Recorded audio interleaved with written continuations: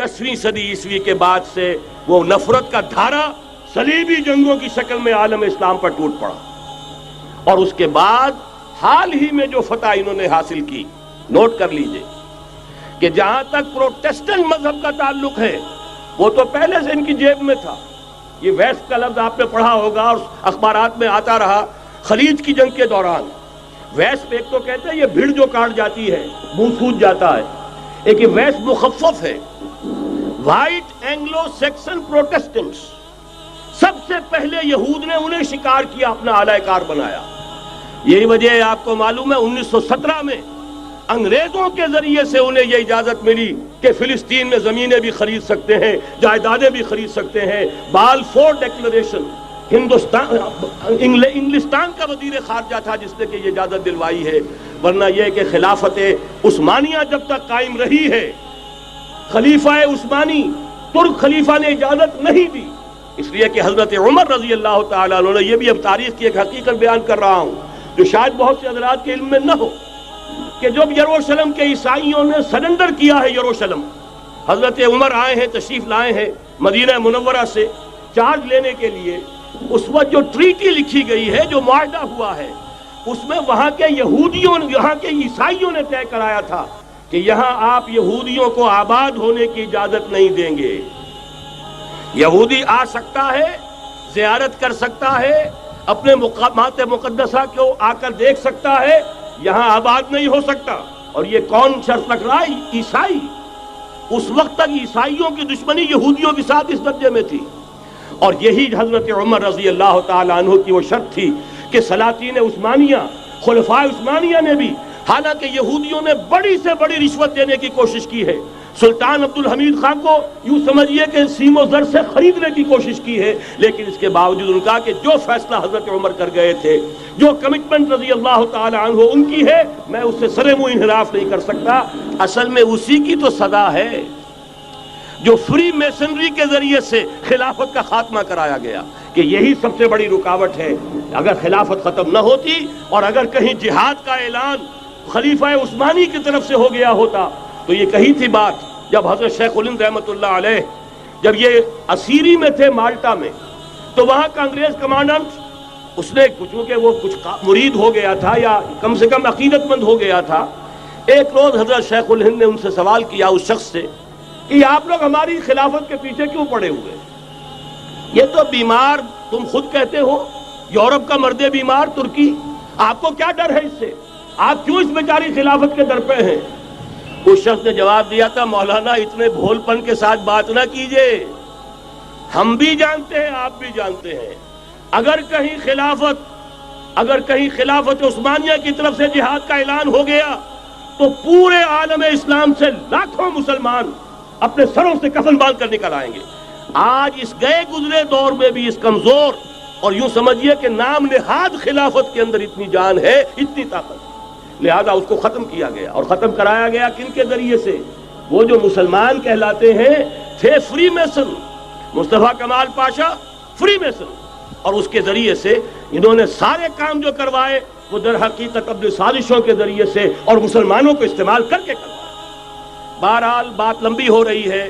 पहली बात तो यह है कि वही नक्शा उस वक्त का आज भी है जहां तक यहूदियों का ताल्लुक है, लेकिन फर्क ये वाक़ हो गया कि उस वक्त ईसाई यहूदियों के ताबे नहीं थे, बल्कि ईसाइयों और यहूदियों के माबैन दुश्मनी थी। आज यहूदी ईसाइयों पर मुसल्लत हो चुका है। फरंग की रगे जहां पंजे यहूद में है, और आज के फरंग का लीडर अमेरिका है। अमेरिका का सदर यूं समझिए कि वो इन यहूदियों का गुलाम है। मजाल नहीं कि उनकी मर्जी से इधर से उधर हो जाए, और अगर कोई गलती से इधर से उधर हो जाए तो उसका पत्ता चाक हो जाएगा। आप देखिए क्या हशर हुआ है बुश का, हालांकि बहुत बड़ा हीरो बनकर निकला था गल्फ वॉर से, लेकिन जरा सा एक बयान दे दिया था कि जो इसराइल को पसंद नहीं आया, तो जो इलेक्शन में चारों शाने चित हुआ है उसका जो हशर हुआ है वो देख लीजिए। तो पहली बात तो ये समझ लीजिए कि आज भी यहूदी, ये न्यू वर्ल्ड ऑर्डर है, न्यू वर्ल्ड ऑर्डर, और इसमें ईसाई दुनिया उसकी आलाकार है। अब सूरत हाल क्या है? ईसाई दुनिया, मैं एक बात बता रहा था बीच में रह गई, कि जहां तक प्रोटेस्टेंट ईसाई थे वो तो पहले इनके हाथ में थे। हाल ही में इन्होंने जो फतह हासिल की है وہ کیتھولک عیسائیت کو بھی اپنے ہاتھ میں لے لیا ہے۔ چنانچہ پوپ صاحب نے فرمان جاری کر دیا ہے کہ ہمارے خداوند یسوع مسیح کے قتل کی ذمہ داری ان یہودیوں پر نہیں ہے، بری کر دیے گئے۔ 1900 برس کے بعد، بلکہ 2000 برس کے قریب ہو گئے، انہیں ایگزونریٹ کر دیا گیا، ایبسالو کر دیا گیا، ان پر ذمہ داری نہیں۔ نتیجہ یہ نکلا ہے کہ ابھی چند مہینے پہلے جو مذاکرات صلح کے ہو رہے تھے، جن میں یاسر عرفات بھی تھے اور یہ اسحاق رابین گیا ہوا تھا واشنگٹن، وہاں سے واپس آیا ہے تو روم میں رک کر پاپائے روم سے ملاقات کر کے تشریف لائے ہیں، انہیں دعوت دی ہے کہ یروشلم آئیے، اور ویٹیکان نے تسلیم کر لیا ہے اسرائیل کو، اور ویٹیکان کا اب جو ہے ایک ایمبیسی، اس کا جو ہے سفارت خانہ وہ یروشلم میں بننے والا ہے، اور پوپ صاحب بھی وزٹ کرنے والے ہیں۔ گویا کہ یہ گٹھ جوڑ اب مکمل ہو چکا، اب کہیں اس میں کوئی کمی نہیں رہی۔ اس یونائٹڈ فورس کے ساتھ یہ نیو ورلڈ آرڈر اس وقت عالم اسلام پر حملہ آور ہے۔ اب اس میں نوٹ کیجئے کہ اس وقت کی فضا ہے کیا۔ عالم اسلام میں سے عالم عرب ان کے شکنجے میں جا چکا، کیوں بنا کر کھڑے ہوئے ہیں اسرائیل کو ماننے کے لیے اور سر تسلیم خم کرنے کے لیے۔ انہیں بلا کر میڈرڈ میں پیش کیا گیا یہودیوں کے سامنے کہ تم جن کے ساتھ ایک ٹیبل پر بیٹھنے کو تیار نہیں تھے، میڈرڈ میں آؤ، آؤ اپنا قبرستان دیکھو، یہ اسپین کی سرزمین، یہاں تم نے 800 برس حکومت کی تھی، یہ تمہارا قبرستان، یہاں آؤ اور بیٹھو اور ان کے ساتھ بات کرو۔ گئے تھے کہ نہیں تمام فرنٹ لائن سٹیٹس میڈرڈ میں؟ حالانکہ کوئی بین الاقوامی کانفرنس کبھی میڈرڈ میں نہیں ہوئی، یا تو یہ واشنگٹن میں، بعد میں وہ سارے معاملات واشنگٹن میں چلے، شروع وہاں سے کیا۔ اس لیے کہ نیوز ویک کا کچھ عرصے پہلے کور سٹوری جو تھی 1992 is the year of Spain. Why? 1592 was the year of the fall of Granada. 1492 میں 1492 میں غرناطہ کا سقوط ہوا، اور پورے آئیبیرین پیننسولا سے ایک ایک مسلمان بچہ بچہ نکال کر ختم کر دیا گیا، یا زندہ جلا دیے گئے، یا تہہ تیغ کر دیے گئے، یا جہازوں میں بھر بھر کر۔ اور آپ کو معلوم ہے میڈیٹرینین کی حیثیت کیا ہے، خلیج ہے، ایک معمولی سی خلیج، ادھر سے اسپین کا ساحل قریب آ جاتا ہے، اسپین کے ساحل سے جہازوں میں بھرا اور نارتھ افریقہ کے ساحل کے اوپر پھینک کر آ گئے۔ پورے ہسپانیہ میں جہاں 800 برس مسلمان کی حکومت رہی، ایک بچہ بھی مسلمان نام کا موجود رہا۔ یہ تھا 1492، اور اب آیا تھا 1992۔ 1992 is the year of Spain۔ اسی لیے ورلڈ اولمپکس رکھے گئے، وہاں دلہن کی طرح سجایا گیا ہسپانیہ کو، اور بلایا گیا، طلب کیا گیا، سمن کیا گیا تمام دول عرب کو، آؤ یہاں بیٹھو، اور یہاں بیٹھ کر اپنے ان یہودی دشمنوں کے ساتھ مصالحت کی بات شروع کرو۔ بہرحال نوٹ کر لیجئے، عالم عرب جا چکا۔ کوئی دن کی بات ہے، میں سنسنی پیدا نہیں کرنا چاہتا، لیکن حالات اور واقعات سے نگاہیں بند کرنا بھی کوئی دانشمندی کی بات نہیں ہے۔ یہ ایودھیا کی مسجد شہید کی گئی، ابھی یہ ایک بہت بڑا مزار جو ہے شہید کیا گیا، اور اس کے ساتھ کئی مسجدیں شہید کی گئی۔ یہ سب کیا ہے؟ یہ مسلمانوں کی نفس دیکھی جا رہی ہے کہ کوئی غیرت اور حمیت نام کی کوئی شے باقی ہے؟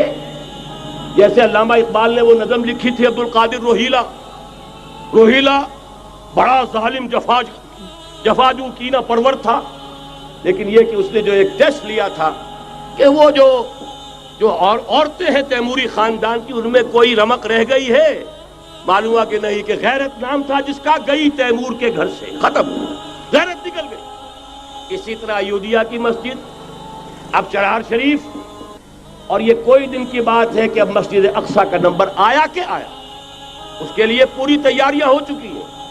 یروشلم کا مشرقی حصہ خالی کرایا جا چکا ہے، اس کے اندر اب پورا تسلط یہودی کر رہے ہیں، یہاں تک کہ اب کہ یاسر عرفات صاحب نے بھی کچھ نہ کچھ جو ہے احتجاج کی بات کی ہے، حالانکہ اب تک ہر بات مان کر منقار زیرے پر تھا، لیکن یہ کہ ایک وقت آتا ہے آخر کار اسے بھی کچھ بولنا پڑ گیا ہے۔ لیکن یہودی اب پیچھے قدم ہٹانے والا نہیں ہے۔ ان کا تھرڈ ٹیمپل، تیسری مرتبہ ہیکل سلیمانی تعمیر ہونا ہے، نوٹ کر لیجئے، ان کے لیے وہ وہی کچھ ہے جو ہمارے لیے کعبہ ہے. ان کے لیے ہیکل سلیمانی بالکل وہی حیثیت رکھتا ہے جو ہمارے لیے کعبہ. وہ ہیکل سلیمانی ایک مرتبہ پہلے نبوکدنضر کے ہاتھوں مسمار ہوا، پھر سن 70 عیسوی میں ٹائٹس کے ہاتھوں مسمار ہوا. سن 70 کے بعد آج 1995 میں کتنے برس ہو گئے؟ پورے 1925 برس ہو گئے کہ ان کا کعبہ زمین بوس پڑا ہوا ہے. اب تک تو ان کا بس نہیں تھا، اب تو بس ہے کہ نہیں؟ اب ان کی حکومت ہے کہ نہیں؟ اب شاہ حسن ہو چاہے شاہ حسین، ان کے نوکر اور چاکر ہیں یا نہیں؟ اب انہیں ڈر کس کا ہے؟ لہذا کوئی دن کی بات ہے مسجد اقصی شہید ہوگی اور ٹیمپل کی تعمیر شروع ہوگی. یہ تو بہرحال ایک نقشہ ہے. اگلا نقشہ آپ کو بتانا چاہتا ہوں، ایک دوسری تصویر ہے. یہ تصویر ہے زمینی، ایک تصویر ہے آسمانی. وَمَكَرُوا وَمَكَرَ اللَّهُ وَاللَّهُ خَيْرُ الْمَاكِرِينَ. انہوں نے اپنی سی تدبیریں کی، اللہ نے اپنی تدبیر کی، اور ظاہر بات ہے اللہ کی تدبیر سے بہتر تدبیر کس کی ہوگی؟ چنانچہ یہودیوں کی سازشیں اس وقت بھی ناکام ہوئی تھی یا نہیں؟ ظاہر بات ہے جاء الحق وزهق الباطل ان الباطل کان زہوقا. لہذا یہ آیتیں دونوں اعلان کر رہی ہیں کہ یہودیوں کی سازشیں بالآخر ناکام ہوں گی اور دین حق کا بول بالا ہو کر رہے گا. یہ تو ان آیتوں سے ظاہر ہے. یریدون لیطفئوا نور اللہ بافواہہم واللہ متم نورہ ولو کرہ الکافرون. یریدون ان یطفئوا نور اللہ بافواہہم ویابى اللہ الا یتم نورہ ولو کرہ الکافرون. هو الذی ارسل رسولہ بالہدى ودین الحق لیظہرہ علی الدین کلہ ولو کرہ المشرکون. اللہ نے تو بھیجا ہی ہے اپنے رسول کو اس فیصلے کے ساتھ اور یہ ذمہ داری اور مشن دے کر کہ جو دین حق آپ کو دے کر بھیجا جا رہا ہے اسے غالب کیجئے، نافذ کیجئے، قائم کیجئے. اس مشن کے ساتھ بھیجا جا رہا ہے اور وہ بہرحال آیا جاء الحق وزهق الباطل ان الباطل کان زہوقا.